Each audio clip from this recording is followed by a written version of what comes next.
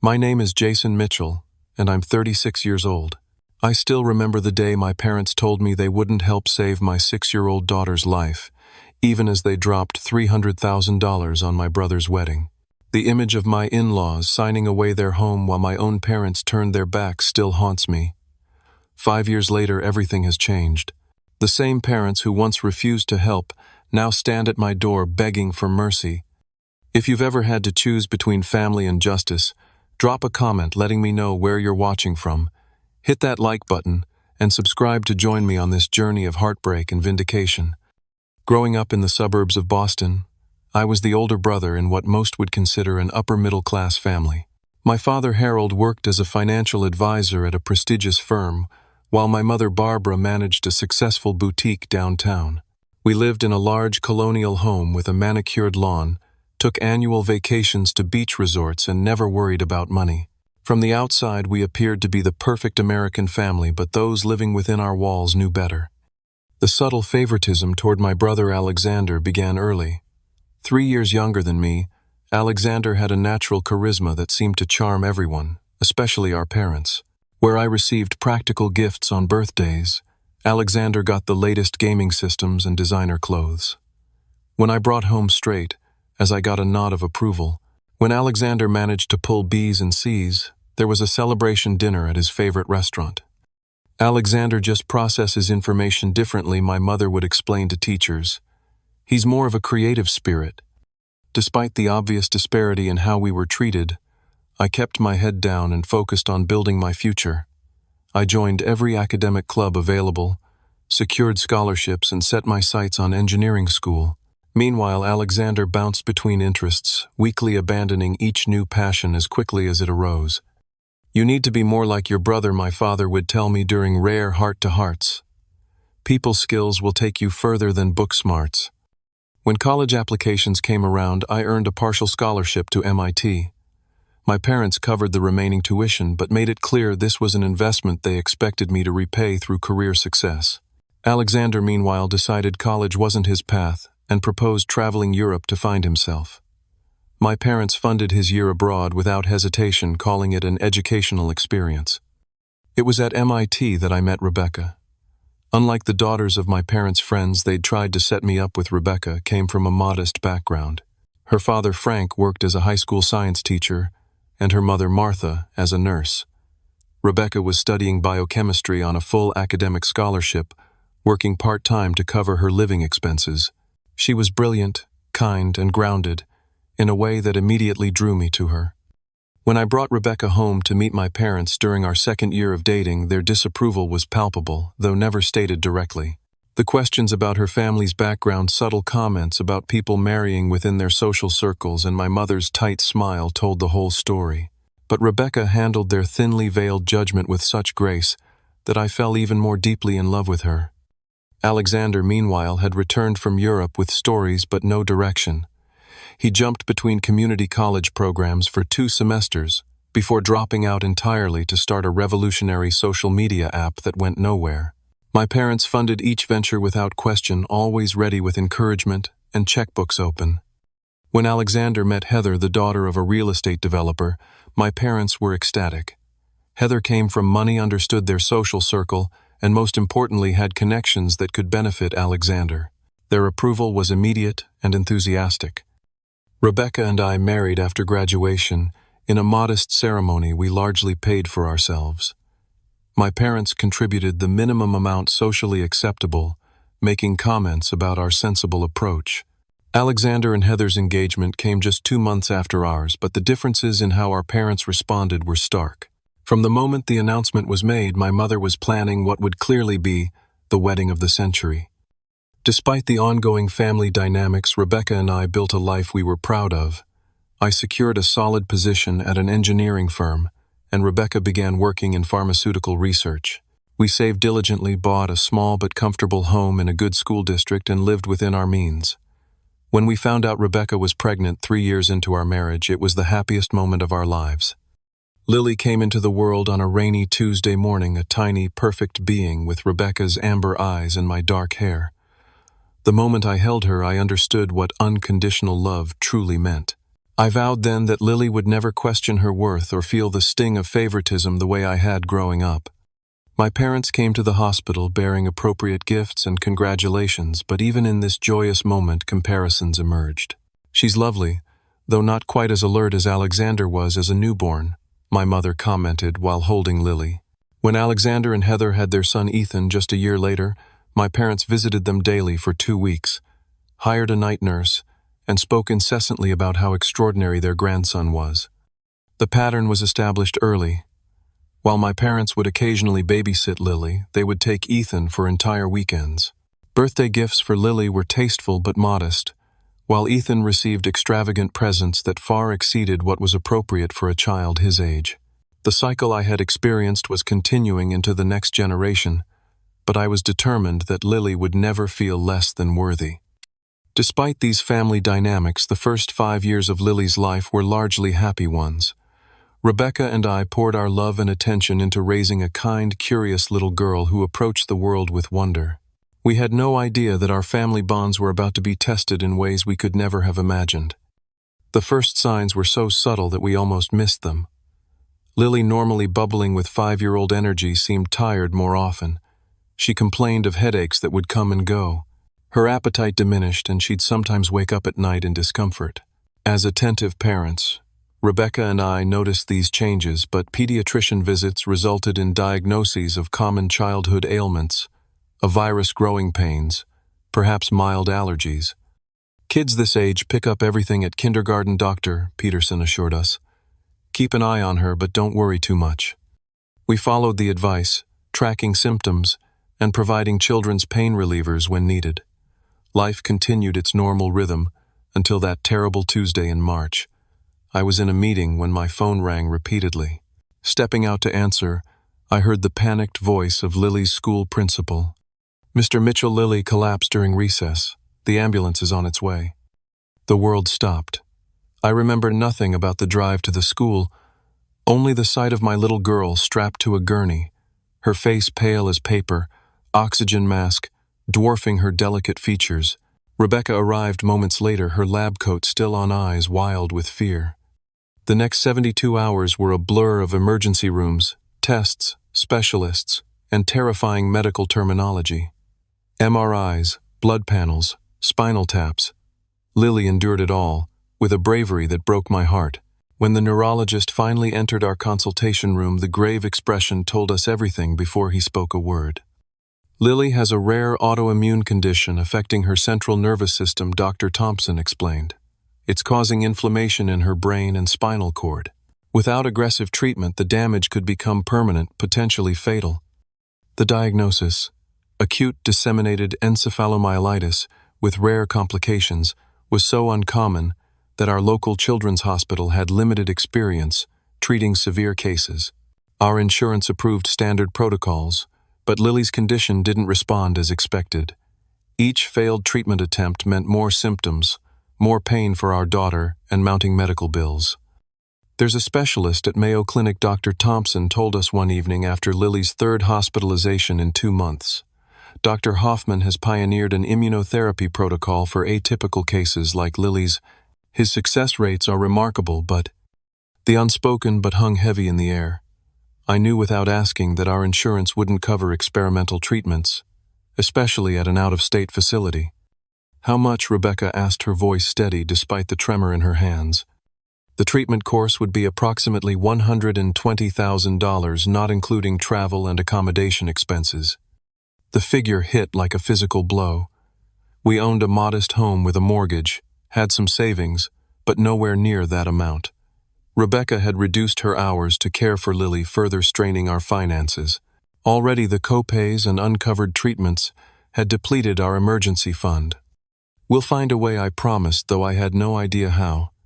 The next weeks became a desperate scramble for funds. We applied for a second mortgage on our home. Rebecca sold her grandmother's jewelry. We started an online fundraiser that brought in supportive but insufficient donations from friends and colleagues. I picked up consulting work on weekends, sleeping just 4 hours a night. Still, we were barely halfway to the amount needed, and Lily's condition was deteriorating. Each night after Lily finally fell asleep, Rebecca and I would sit at our kitchen table with spreadsheets, calculator, and mounting desperation. The treatment needed to begin within months for the best chance of success. Time was a luxury our daughter didn't have. "What about your parents?" Rebecca suggested one night, careful to keep her tone neutral. She knew the complicated dynamics with my family, knew how hard it was for me to ask them for anything. "They have the money," she continued gently, "and this is their granddaughter's life.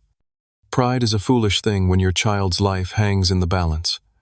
Despite the years of feeling secondary to Alexander, despite knowing where I stood in the family hierarchy, I agreed to ask. For Lily, I would have walked across burning coals, let alone swallow my pride. Little did I know that approaching my parents would lead to a betrayal so profound it would permanently alter the course of our family forever. I chose a Sunday afternoon to visit my parents, timing it when I knew Alexander and his family wouldn't be there. The familiar drive to their Tudor-style home in Wellesley brought back a flood of childhood memories, both good and painful. The sprawling property looked immaculate as always, spring flowers arranged in perfect beds along the curved driveway. My mother answered the door in casual designer wear, surprise evident on her face. Unannounced visits weren't part of our family protocol. "Jason, what a nice surprise. Your father's in his study." The living room showed signs of recent renovation, new furniture, art pieces I didn't recognize. I noted these details absently, my mind focused entirely on the conversation ahead. My father looked up from his desk when I entered his wood-paneled sanctuary, removing reading glasses with measured movements. "Son, everything all right? You look troubled." I sat across from him, my mother perching on the leather sofa nearby. For the next 20 minutes I explained Lily's condition in detail. The diagnosis, failed treatments, the specialist at Mayo Clinic, and the narrow window of opportunity for intervention. I laid out the financial situation, honestly explained our efforts to raise the money, and finally arrived at the point of my visit. "We need help," I said simply. "We've raised almost 60,000, but we're still short. The treatment needs to happen within 2 months for the best outcome. I wouldn't ask if there was any other option." The silence that followed seemed eternal. My father glanced at my mother, some unspoken communication passing between them. He cleared his throat, adjusted papers on his desk, straightened his posture, all delaying tactics I recognized from my childhood. "Jason," he finally began, voice formal, "you know we love Lily. This is terribly unfortunate timing." "Timing," I repeated, not comprehending. "We've committed significant funds to Alexander and Heather's wedding," my mother interjected. "The venues required substantial deposits, most non-refundable at this point." I stared at her, waiting for the punchline that never came. "The wedding is in 4 weeks," my father continued. "We've already invested over 300,000 with final payments coming due. The guest list includes important business contacts, partners from my firm, Heather's family's connections." "You're saying you can't help save Lily's life because of Alexander's wedding?" I asked, my voice barely controlled. "That's not what we're saying," my mother replied quickly. "It's just that we made these commitments to Alexander and Heather years ago. We promised them the wedding of their dreams. Our social standing, your father's business relationships. These events matter in our circles. More than your granddaughter's life." The words came out sharp, cutting. My father sighed, pinching the bridge of his nose. "Don't be dramatic, Jason. Children get sick and recover all the time. Have you considered less expensive treatment options? Perhaps a payment plan with this specialist?" "We've explored every option," I responded, ice forming around my heart. "This isn't elective surgery. This is Lily's life." "We understand that," my mother said in a tone that indicated she understood nothing. "But surely there are other resources, medical trials, charity organizations. You've always been resourceful, Jason." The conversation continued in this vein for another painful half-hour. Excuses, justifications, suggestions that placed the burden anywhere but on their financially capable shoulders. The wedding date couldn't possibly be postponed. The deposits were non-refundable. Family reputation would suffer. Alexander and Heather would be devastated. When I finally stood to leave, the truth was inescapable. My parents had made their choice, and it wasn't Lily. "We'll send a check for 5,000, my father offered as I reached the door. "It's what we can manage right now." I left without responding the paltry sum, an insult rather than assistance. $5,000, less than they had spent on the ice sculptures for Alexander's wedding. The confrontation with my brother came 3 days later. Alexander called his voice a mixture of indignation and rehearsed concern. "Mom and Dad told me you've put them in an impossible position," he began without preamble. "Is that what they said?" I replied, stepping outside the hospital room, where Lily was undergoing yet another painful procedure. "Look, I'm sorry about Lily, truly, but you can't expect Mom and Dad to cancel our wedding. Do you know how many important people are coming? Heather's father has business associates flying in from Europe. I didn't ask them to cancel your wedding, Alexander. I asked for help saving my daughter's life." "Your financial problems aren't our responsibility," he replied, the words cutting deep. "Heather and I have planned this for 2 years. It's not fair to ask everyone to sacrifice because you don't have adequate insurance."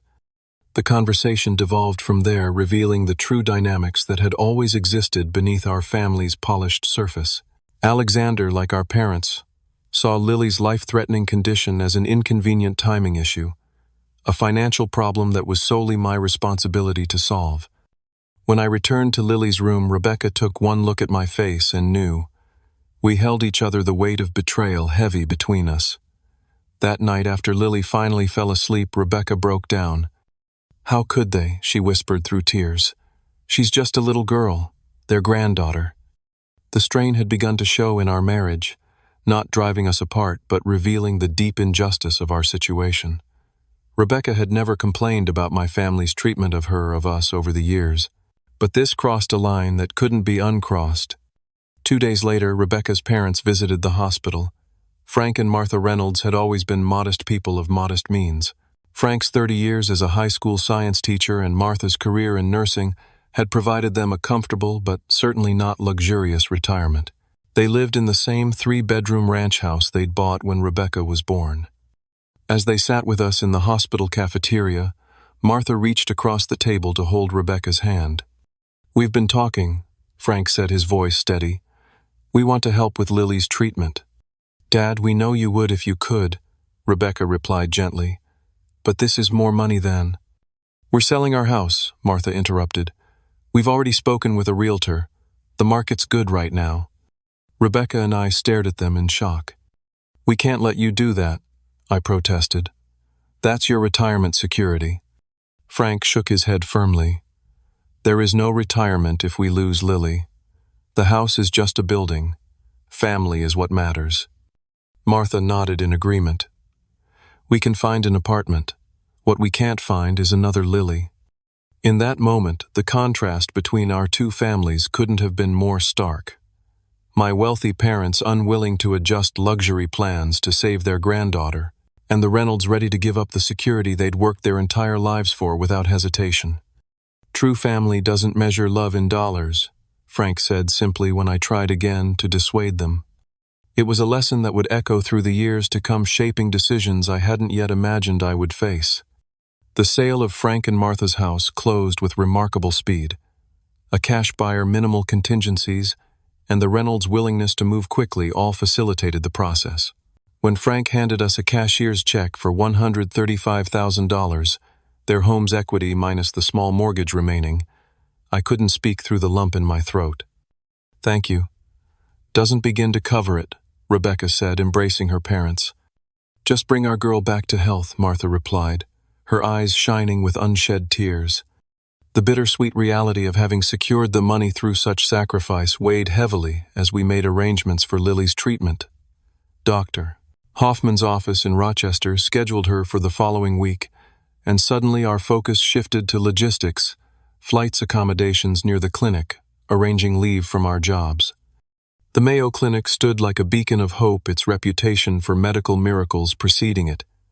Dr. Hoffman, a grandfatherly man with kind eyes and confident hands, reviewed Lily's case with careful attention. "It's good you've come now," he told us, after examining Lily. "Another month of progression would have made recovery much more challenging." The treatment protocol was intensive, a combination of specialized immunotherapy, plasmapheresis, to remove the antibodies attacking Lily's system, and targeted medications available only through this program. Each day brought a new medical challenge, a new procedure for our little girl to endure. Through it all, Lily showed a courage that humbled me. "It's okay, Daddy," she would say when I struggled to maintain composure during painful procedures. "The medicine hurts now but makes me better later." Rebecca stayed by Lily's side, constantly sleeping on the uncomfortable parent cot in her room, learning every medication and procedure schedule. I alternated between being there and working remotely, whenever possible, my employer showing more compassion than my own family had. Frank and Martha had moved into a one-bedroom apartment near their former neighborhood, downsizing their lifetime of possessions without complaint. They called daily for updates, their voices always cheerful despite the enormous sacrifice they'd made. Meanwhile, elaborate preparations for Alexander and Heather's wedding continued unabated. My mother called occasionally, asking brief, superficial questions about Lily before launching into excited details about wedding arrangements. 2. The renowned chef they'd secured the string quartet from Juilliard, the vintage champagne, being imported. 2 weeks into Lily's treatment, the formal invitation arrived at our temporary housing near the clinic. Thick cream cardstock with gold embossing announced the honor of our presence at the social event of the season. The RSVP card included meal choices that probably cost more per plate than we were spending daily on groceries. "You don't have to go," Rebecca said, watching my face as I examined the invitation. "I know," I replied, "but not going would just give them ammunition. They'd say we're bitter jealous trying to ruin their special day." The decision to attend wasn't easy. Lily would be between treatment phases, stable enough for Rebecca to manage for the weekend. My presence at the wedding was about appearances, maintaining the facade of family unity that my parents valued so highly. I flew back to Boston alone, checked into a hotel rather than staying at my parents' home, and arrived at the historic mansion venue precisely on time. The spectacle that greeted me was even more ostentatious than I'd imagined. Ice sculptures of Alexander and Heather adorned the entrance. Rare orchids imported from Thailand cascaded from every surface. A champagne fountain stood in the center of the cocktail hour, space vintage, Dom Perignon flowing endlessly. Waitstaff outnumbered guests 2-to-1, offering delicacies on silver trays. A 10-piece orchestra played softly in the background. "Jason, you made it," my mother air kissed near my cheeks, careful not to disturb her immaculate makeup. "How wonderful. Everyone's been asking about you." "Have they asked about Lily?"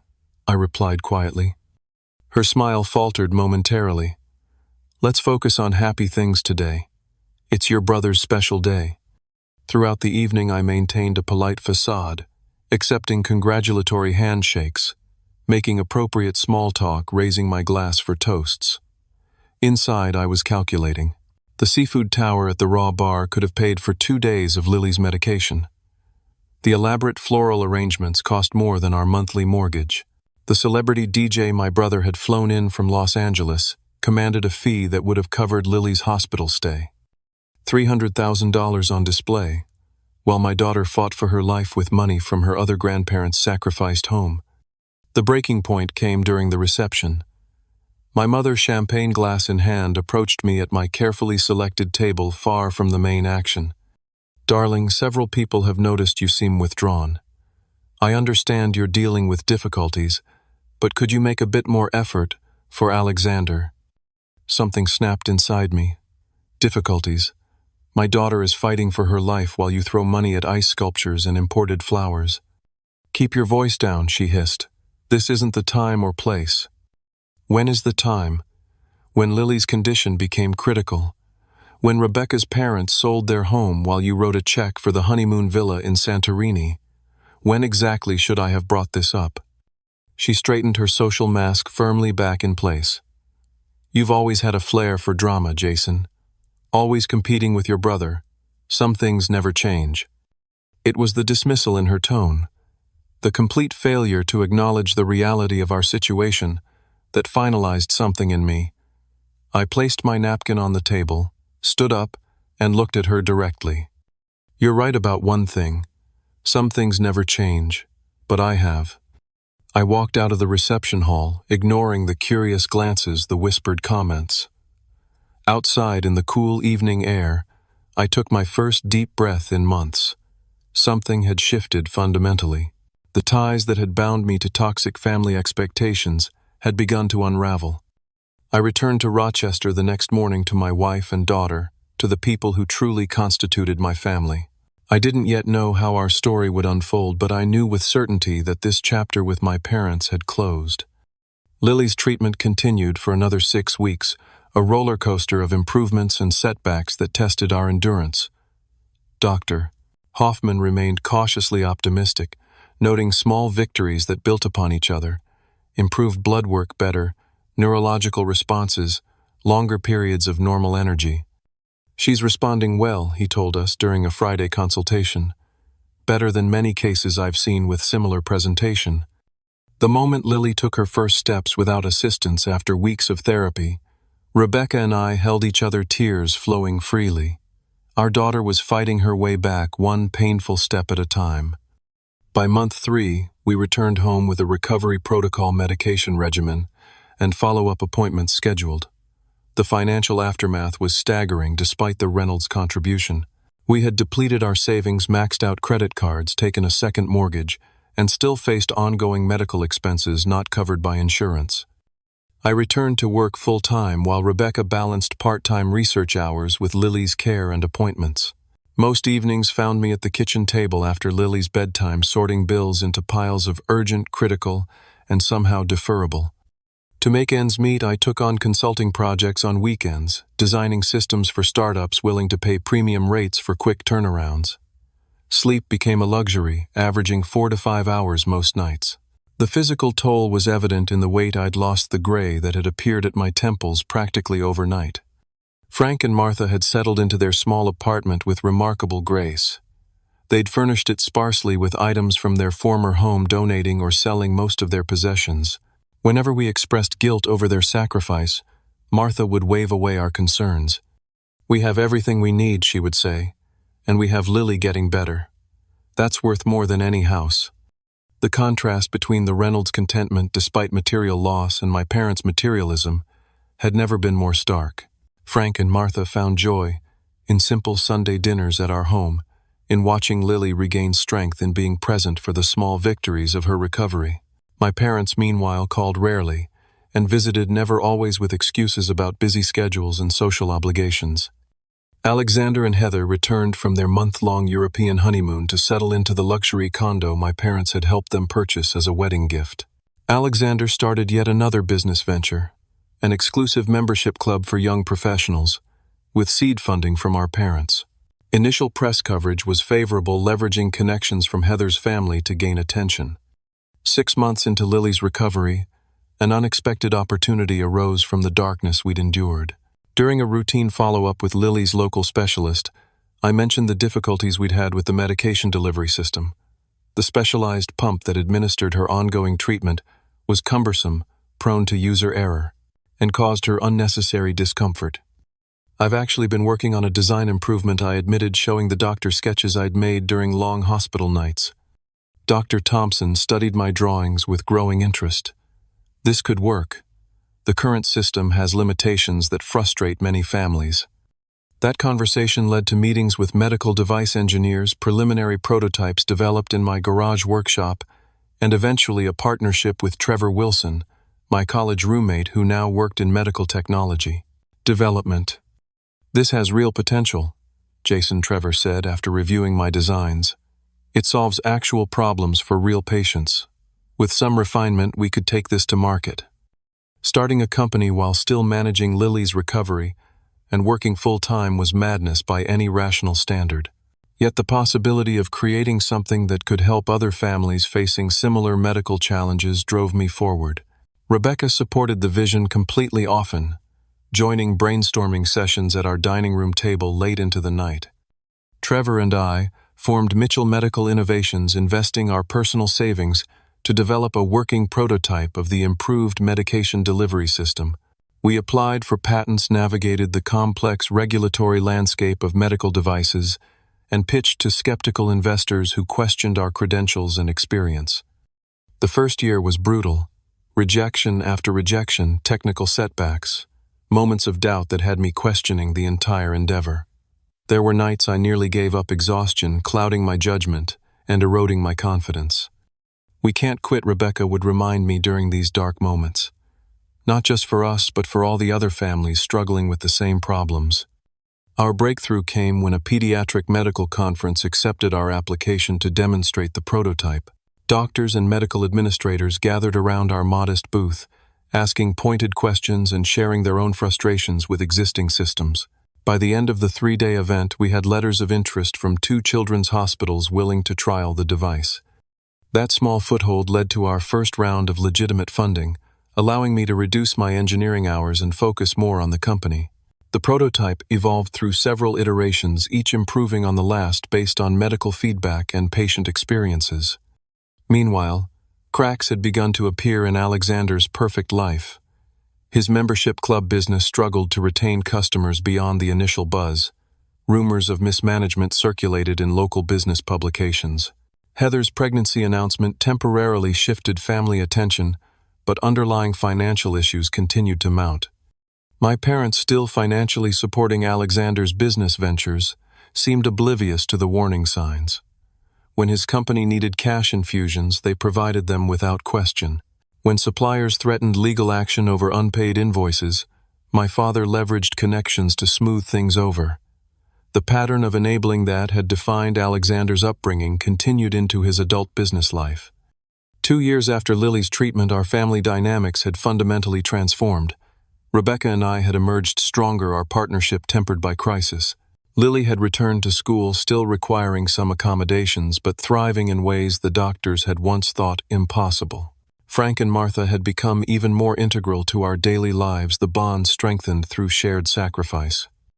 And across town, though I didn't yet know it, the foundation of my parents' carefully constructed world was beginning to crumble, setting the stage for an ironic reversal none of us could have anticipated.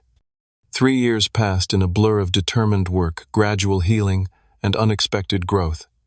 Lily, now 9, had progressed beyond anyone's expectations. Though she still required quarterly checkups and daily medication, she participated fully in school, joined the science club, and showed particular talent in mathematics. The doctors used words like remarkable and exceptional case to describe her recovery. Mitchell Medical Innovations had evolved from a desperate side project into a legitimate contender in the pediatric medical device market. Our improved delivery system had received FDA approval and was being implemented in children's hospitals across the country. When a major medical supply company approached us about acquisition, Trevor and I made the difficult decision to retain control, but accept partnership investment to scale production. The company went public on a Tuesday morning in April. Trevor and I watched in stunned silence as the stock price climbed steadily throughout the day, far exceeding projections. By closing bell, the valuation had made us wealthy beyond anything I had imagined possible.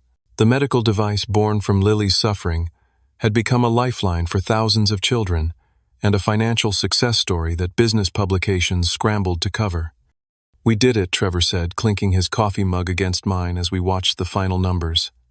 "Lily did it," I corrected. "None of this exists without what she went through." The financial security allowed us to move from our modest home to a beautiful property with space for Lily to grow and explore. The house, while certainly luxurious compared to our previous one, was selected primarily for the excellent school district and proximity to Rebecca's research facility.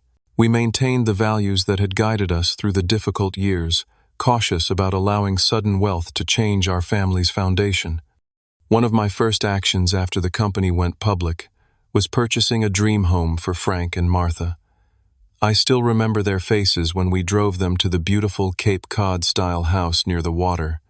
"We can't accept this," Frank protested, even as Martha's eyes filled with tears at the sight of the garden she had always wanted. "You sold your home to save Lily," I reminded them. "This isn't a gift. It's returning what you gave when it mattered most."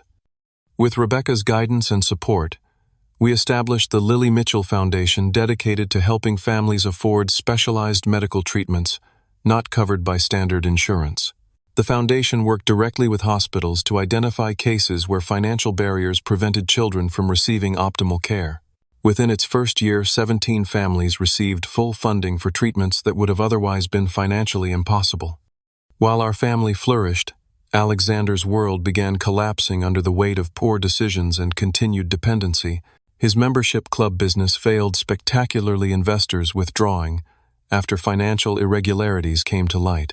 Rather than learning from the experience, Alexander immediately launched a luxury travel concierge service again, with substantial backing from our parents. When that venture also failed within 18 months, he pivoted to restaurant ownership, convincing our parents to invest in an upscale dining concept in Boston's Back Bay. Despite hiring a renowned chef and extensive publicity, the restaurant hemorrhaged money from its opening night. Alexander's management style, absent when things went poorly, taking credit when brief successes occurred, alienated staff and business partners alike.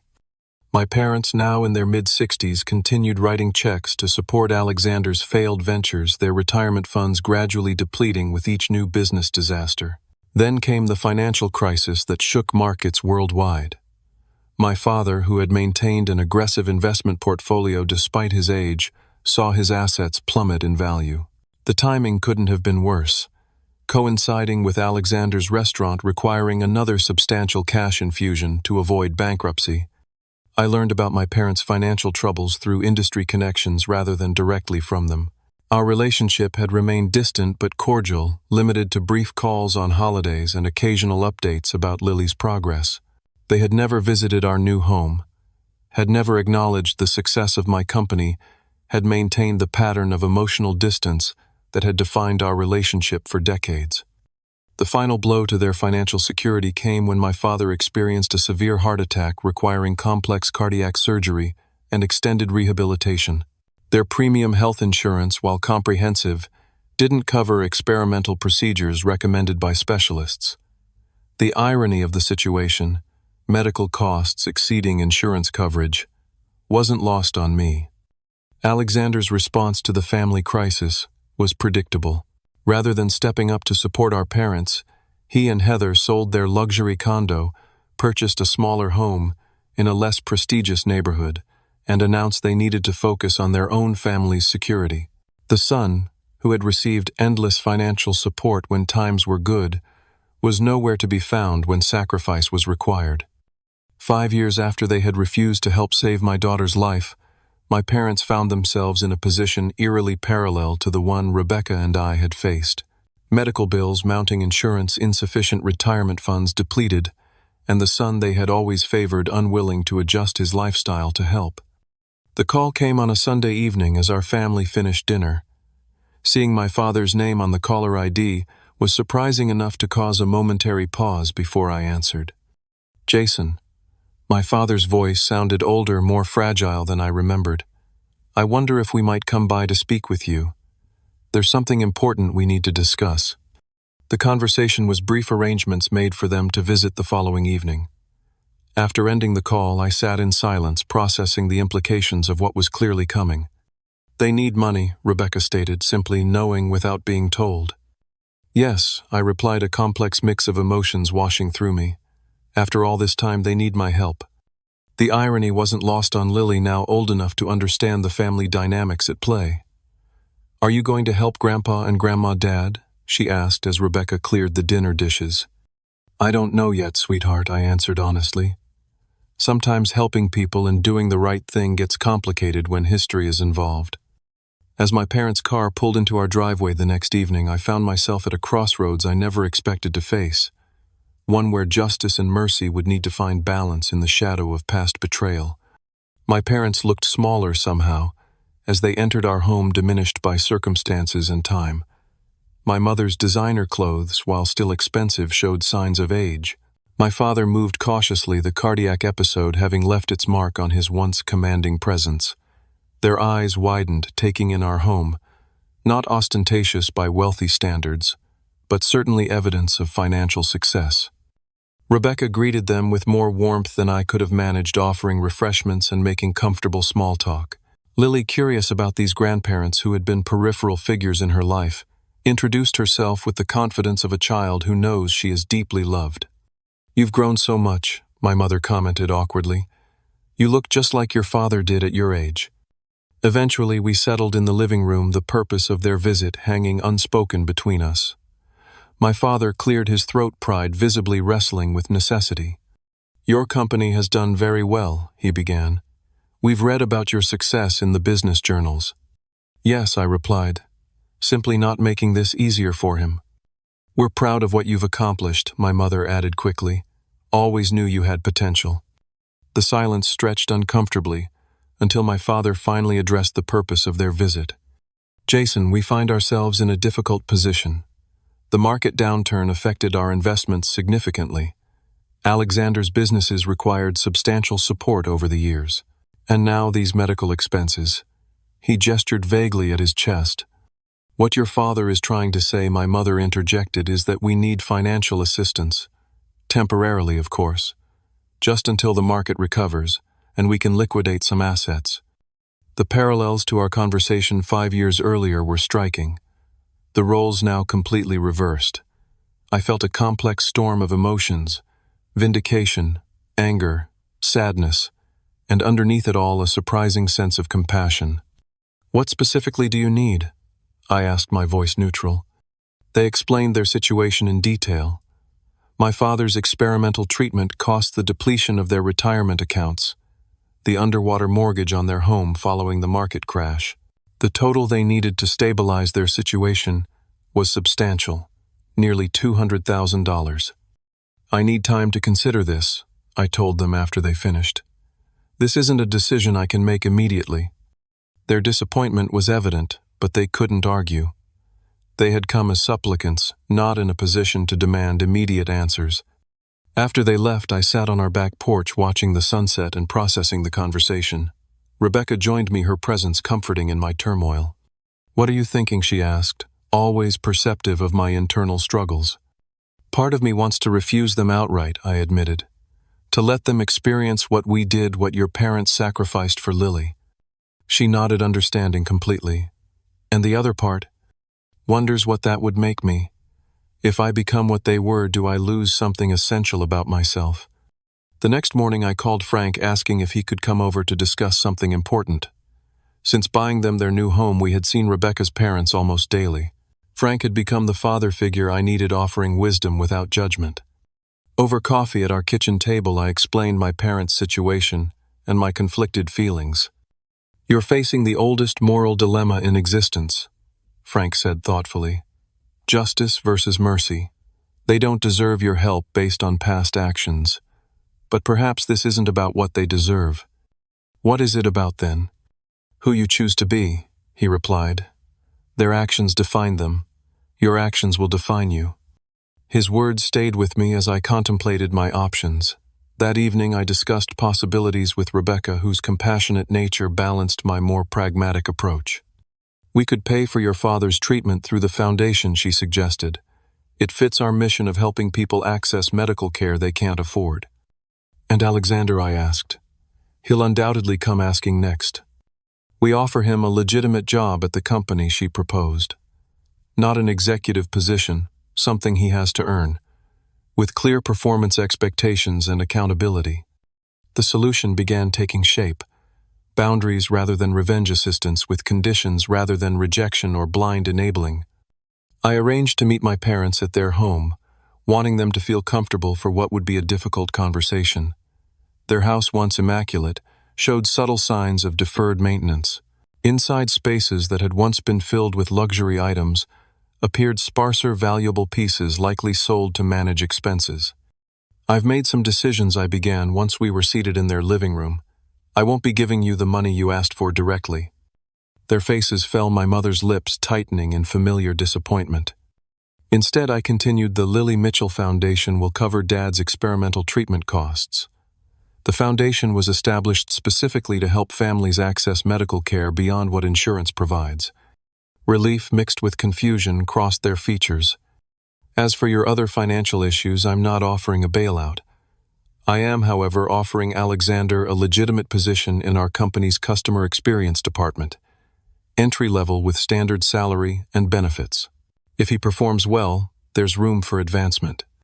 That's very generous, but Alexander has his own business interests, my mother began. Failed business interests, I corrected gently. This isn't a handout. It's an opportunity for him to learn sustainable business practices and contribute actual value. My father nodded slowly, a newfound respect visible in his expression.